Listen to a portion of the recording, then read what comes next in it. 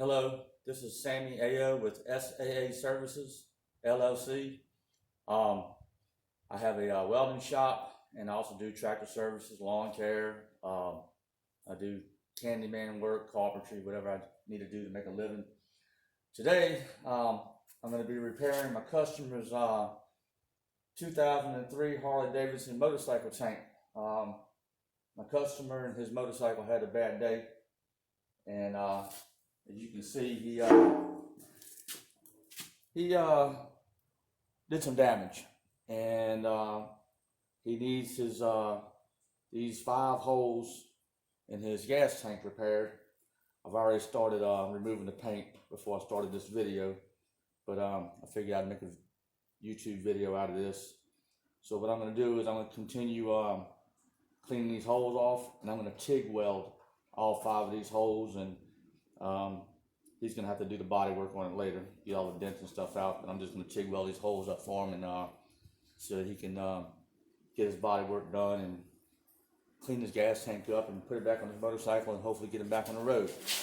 So I'm going to continue cleaning these holes up and getting them ready to TIG weld. They got to be TIG welding, and almost any welding, but especially TIG welding, they got to be super clean. So I'm going to continue cleaning these holes up and see if I can't get my customer back on the road.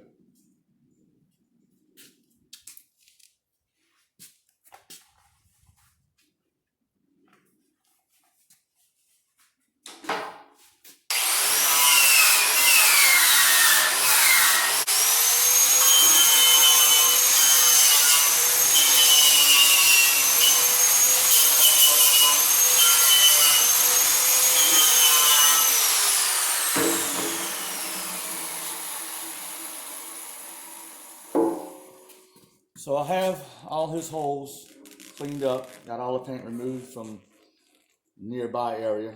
I got it good enough to where I can easily make this weld. Well, there's nothing to be easy about it, but I can certainly make the weld, just clean up and make the weld. So we're fixing to set up our TIG torch and get ready to close these holes up for him.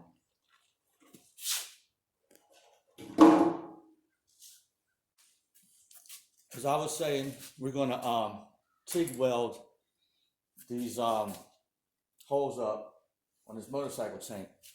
Now, TIG welding, in the old days they call it heliarc. TIG is a GTAW process. That's gas tungsten arc welding.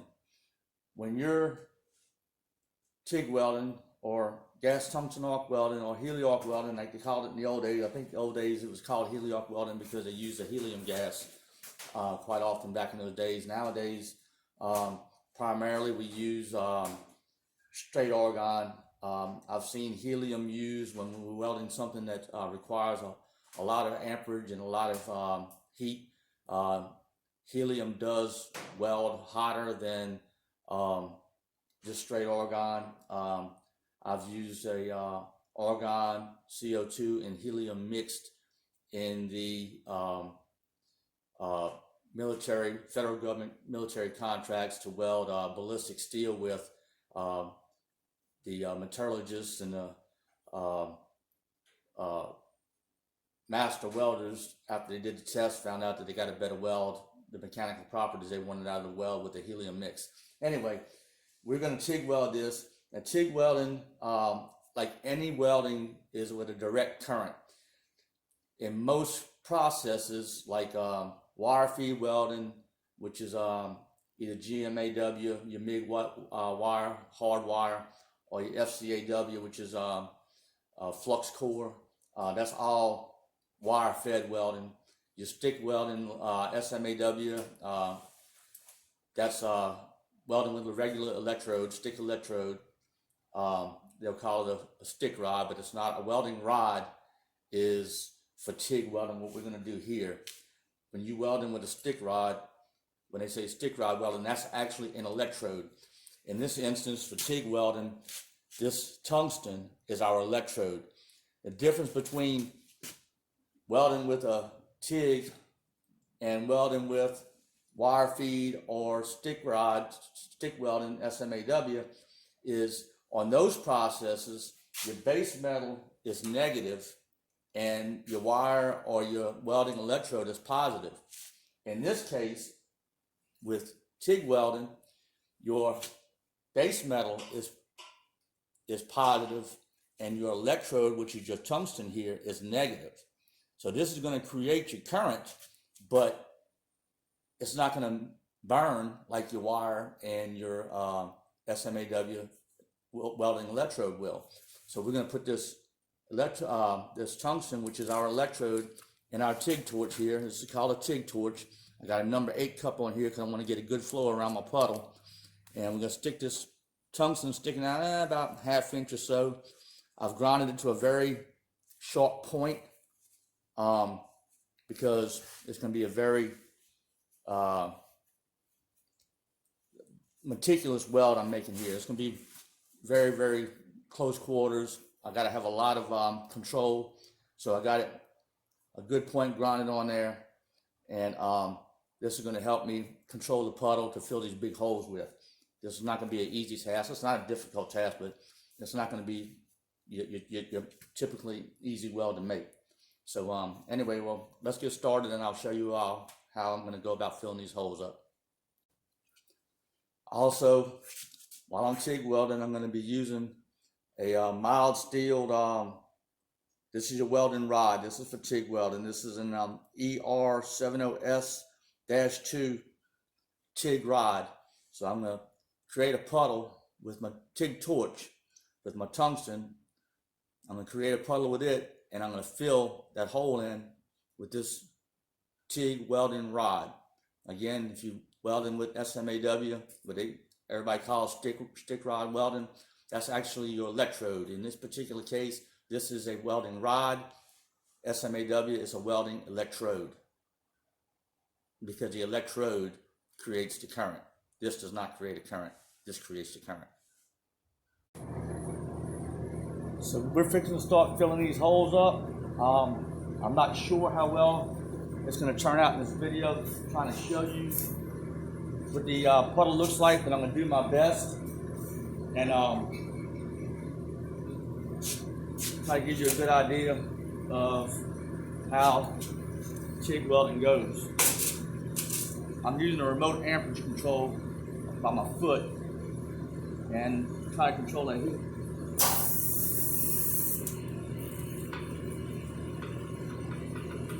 I'm making my puddle now. I'm just dipping this rod into it. I'm using very, very little amperage. I mean, this is sheet metal.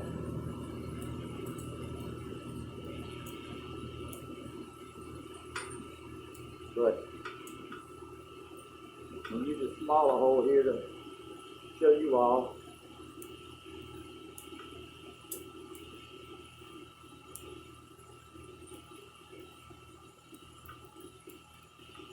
And it is doing pretty well.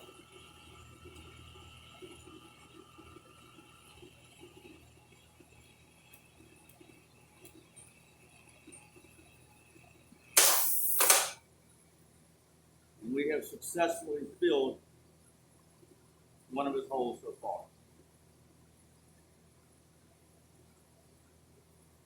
You probably couldn't see that very well. But hopefully you can see this hole here is now completely filled, and I have 4 more to go. And I think this is gonna, I'm certain this is gonna do what he needs so that he can get his motorcycle fixed up and back on the road. Well, as you can see, I have welded up and closed up and sealed up all 5 of the holes on my customer's gas tank. They all came out very well. I'm going to take my 4.5 inch grinder with a sanding pad, buffing pad, and I'm going to knock off the high spots on some of these welds so that if there's anything too high when they finish bondoing and finishing out this tank, it won't leave humps in this tank for them.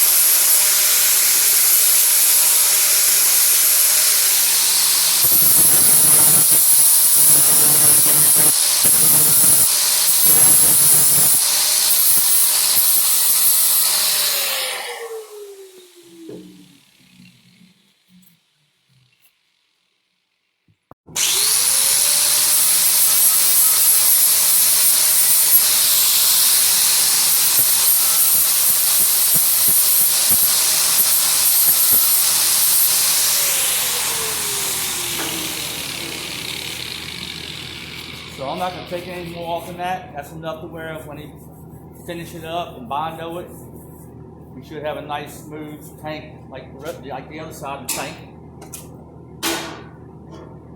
We should the other side when he finish it out should be like this side. So anyway, that's a success.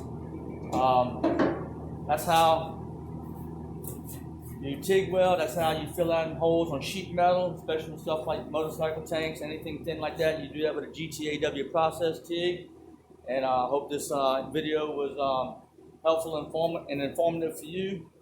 Hopefully, if you have any projects, something like this, maybe this video will help you with your success. Hope you all have a great, blessed day. And please like, share, and subscribe to my channel. Thank you.